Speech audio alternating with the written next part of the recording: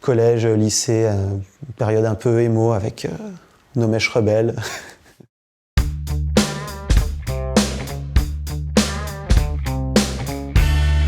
Salut, moi c'est Bastien pour le grand public et Kiki pour tout ce qui est musique et milieu musical.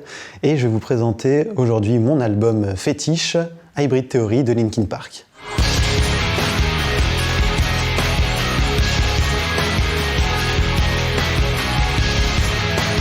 Cet album, je l'ai connu, je dirais, ça devait être 2001, 2002. J'ai pas la date exacte, mais ça devait être dans ces eaux-là. Et en fait, ce qui s'est passé, c'est qu'on était, je me souviens, on était à Thiers précisément, la coutellerie, tout ça, chez des amis de mes parents. Et ces amis, ils avaient un fils qui était un peu plus grand que moi. Et il avait gravé 2 CD, 2 nouveaux CD comme ça. Il m'a dit tiens, viens voir, on va écouter de la musique. Je sais pas si tu connais. Alors à l'époque, moi, j'étais très branché rap. Enfin, je me cherchais un petit peu. Et il me fait écouter ça et premier CD, explosion quoi. Je me dis ah putain mais c'est quoi ce truc quoi, c'est génial quoi, ça mélange du métal, ça mélange du rap. Il me fait bah là ça s'appelle Linkin Park, c'est sorti il y a quelques temps et ben en fait ça a été le coup de foudre quoi. Et ensuite il y a eu le deuxième CD, c'était Sum 41, mais j'ai moins aimé en tout cas à cette époque-là.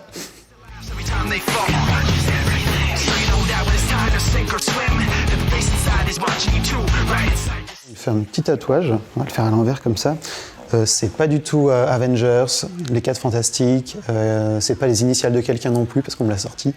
C'était vraiment donc Linkin Park pour le tatouage, parce que c'est vraiment là en fait que, entre guillemets, tout a commencé pour la musique pour moi.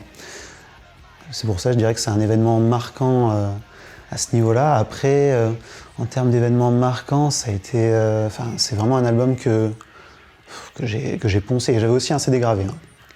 Donc, j'avais pas encore, j'avais un peu d'argent de poche vite fait, mais je l'avais pas. À l'époque, je pouvais graver des CD sur mon petit PC, machin, donc j'en profitais. Je faisais même des compiles. Et du coup, ce CD, non, je l'avais gravé, donc je l'écoutais tout le temps, et au point que je crois que même la gravure se disait putain, mais non, mais là, je peux plus tenir. Donc des fois, ça sautait un petit peu. Et cet album, ça m'a un petit peu, comment dire, je m'identifiais vachement à ces artistes parce que à cette époque-là, t'es ado, tu te cherches un peu, et c'est des paroles qui sont assez, mine de rien, assez sombres pour certains textes. Et finalement, je m'identifiais vachement à ça, et puis ça m'a un petit peu fait, quoi. Donc voilà, j'étais avec mon baggy tout en noir. J'avoue que, par exemple, Chester Bennington, le chanteur, il était tout en blond. Alors, j'ai pas fait tout blond, mais j'ai fait des mèches blondes. Et j'avoue que ça a peut-être un peu influencé le truc. C'est un événement marquant de ma vie. Non, après, qu'est-ce que tu peux avoir d'autre ? Tu peux avoir plus tard, j'écoutais beaucoup ça. C'était mon groupe préféré. Depuis, je suis un peu revenu là-dessus. C'est plus vraiment des groupes préférés, ça va être des groupes du moment. Mais tu as eu en 2014 aussi, quand ils sont revenus avec leur album qui était beaucoup plus métal, on a fait une pré-écoute de l'album organisée par Virgin. Et en fait, Virgin nous avait dit il va y avoir beaucoup de monde, plein de choses à gagner, peut-être un album. Normalement, il y a un des gars du groupe qui va venir. Donc toi, tu es là en tant que fan, tu te dis j'y vais, c'est bon.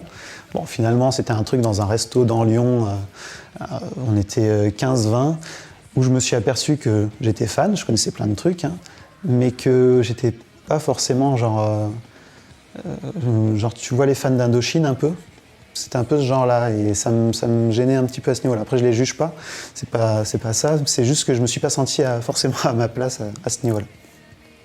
Par exemple, il y en avait un autre qui avait un tatouage et il se comparait en disant non, mais le mien est plus gros, c'est mieux, machin. Ah d'accord, non, voilà. Donc petit événement marquant aussi à ce niveau-là, parce qu'on a pu écouter l'album en avant-première. Dans ce resto, il y avait d'autres tables d'ailleurs à côté, où la première chanson, là, il commence à gueuler « No control !» T'as les clients. Bon, on va demander l'addition. Donc voilà, t'avais ça comme événement marquant. Ensuite, il y a eu un concert En 2014 aussi à Bercy, où là, après des années à les louper au Main Square Festival, à les louper, je crois, une autre date à Paris en 2010, comme ça, soit parce que j'avais pas de thunes, soit parce que je pouvais pas, enfin il y a toujours quelque chose, et à chaque fois j'étais très triste. Et là, Bercy, on arrive la veille. Le lendemain, on se dit, bon, on va aller prendre un petit déj, c'était 11h, et puis on va voir, on va faire un petit tour, voir si on veut peut-être manger un petit bout avant, regarder un peu déjà s'il y a du monde. Bon, 11h30, il y avait déjà du monde, beaucoup de monde. On s'est dit, on va faire la queue parce qu'on n'a pas de choix, sous la pluie. C'était très humide, hein, et finalement, au bout de 7 heures d'attente, on est rentré dans la salle, et puis on a enfin pu profiter du concert, et ça a été un grand moment pour moi après toutes ces années à les écouter, que ce soit donc cet album, tout le reste ensuite, même le Live in Texas, où d'ailleurs durant le concert je te refaisais le Live in Texas où le premier morceau il fait 1, 2, 3, 4, alors qu'il ne le faisait pas sur scène, mais moi dans la foule je faisais 1, 2, 3, 4.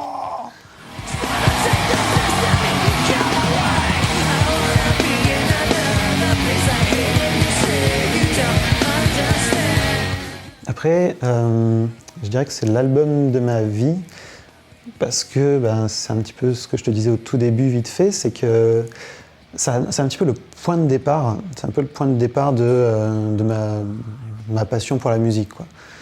Disons que, peut-être qu'il y aurait eu d'autres groupes qui auraient fait que, mais là, dans mon histoire, c'est vraiment celui-là qui a fait que j'ai vraiment commencé à vraiment kiffer la musique. Même s'il y avait un peu de rap avant, des trucs comme ça, là c'est le truc, c'est vraiment l'album où je l'ai écouté des milliers de fois, et je me dis que si j'en suis arrivé là maintenant à faire une émission radio, à faire des concerts, c'est quand j'y repense, en fait, c'est vraiment ce point de départ-là qui fait que ça a tout influencé certains de mes choix sur ma vie.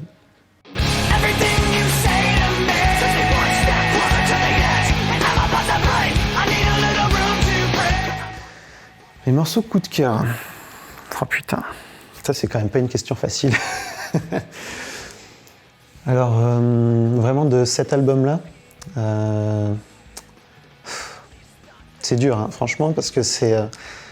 autant les autres albums, ils ont évolué, et moi j'ai évolué aussi. Et il y a des trucs que j'écoute, d'autres que j'écoute moins parce que je m'y retrouve moins. Celui-là, par contre, oh là là. Il va y avoir Papercut. Non, attends. Non, Papercut, je crois que c'est... je les confonds du coup, mais je crois que c'est Météora. Mais tu vas voir One Step Closer. Attends, on va regarder. Non, Papercut, non, je confonds pas du tout. Papercut, c'est bien le premier. En fait, ouais, ils y sont tous, quoi. Papercut, One Step Closer, je veux dire, cette intro là. Ça, moi, ça me met les poils direct, quoi. T'as aussi Crawling qui est magnifique, A Place for My Head. Crawling aussi, pour la petite anecdote, t'as Réanimation, donc leur disque ensuite, où ils ont refait le morceau. Et du coup, j'adore la version de cet album-là. Mais j'aime beaucoup aussi l'autre version qui est beaucoup plus travaillé. Et c'est ce que j'aime bien aussi avec ce groupe, c'est qu'ils arrivent à retravailler certains de leurs morceaux, à un petit peu faire autre chose que ce qu'ils font, à avoir autrement leurs morceaux. Et après, A Place for My Head aussi, qui est vraiment un morceau... Tu sais, t'as des morceaux comme ça qui te prennent aux tripes, et je me souviens justement à cette époque du collège, même un peu au lycée, où ces morceaux-là m'accompagnaient vachement, où j'avais toujours on m'appelait l'autiste, parce que j'avais toujours mes écouteurs, parce que j'étais un petit peu à l'écart, et quand je marchais dans la rue, c'était toujours avec du Linkin Park. Voilà, c'est un peu ce qui rythmait ma vie au final. C'est pour ça que c'est vraiment des morceaux coup de cœur. Parce que c'était un groupe qui m'accompagnait le matin, le midi, le soir, tout le long, quoi. Et après, forcément, In the End, avec leur super clip que tu revois maintenant, tu te dis ah ouais, ça a quand même 20 ans et ça se voit au niveau des effets spéciaux, même s'ils l'ont refait récemment. Et In the End, quoi, c'est vraiment, je pense, le morceau, bon, de toute façon, c'est un petit peu le morceau phare de l'album, mais c'est ce morceau-là après qui va revenir vraiment en tant que coup de cœur, même s'il y en a d'autres après derrière qui sont pas très loin.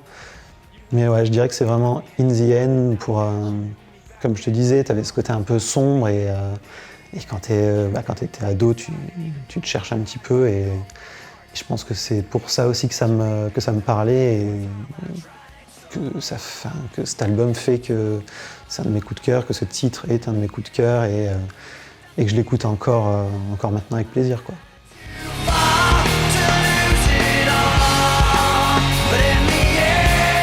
Pour ce groupe, il y en a beaucoup il y en a peut-être beaucoup qui réagiront à cette vidéo en disant oui, mais Linkin Park, c'était mieux avant, ou d'autres qui ont connu après la période Hybrid Theory, Meteora, et qui vont dire aussi non, mais c'était mieux après, et tout ça. Je suis pas forcément d'accord en disant c'était mieux ou quoi, c'est juste que c'est quand même un groupe, l'album là, il a 20 ans, plus de 20 ans, et au final, c'est comme tout le monde, nous aussi on a pris 20 ans. Donc on a tous évolué, le groupe a évolué et finalement je suis pas d'accord sur le fait de dire ah c'est plus du Linkin Park. Non, c'est faux, c'est toujours du Linkin Park. Mais ça a juste évolué comme nous on a évolué, et heureusement d'ailleurs, parce que c'est ce qui fait aussi la beauté de la musique, c'est que ces groupes-là, ils restent pas comme ça dans leur truc. Moi j'ai l'impression que par exemple qu'ACDC, ça reste toujours la même musique, toujours. Et ça, c'est bien ACDC, hein, mais si tu écoutes tous les albums, tu te dis mais est-ce que j'ai écouté le même album? Là je trouve que même si je rejoins pas forcément ce qu'ils font, même si je m'identifie moins à d'autres choses, je vais dire ok, ils ont évolué et tant mieux, ça va être, ils vont chercher à faire autre chose et c'est ce qui fait aussi la beauté de la musique. Et j'allais dire, on verra pour les prochains albums, mais événement marquant de tout à l'heure, justement, t'as le décès de Chester Bennington. Petite anecdote que j'ai oublié de raconter. Quand Chester Bennington est décédé, j'ai eu l'impression que c'était un membre de ma famille qui était décédé.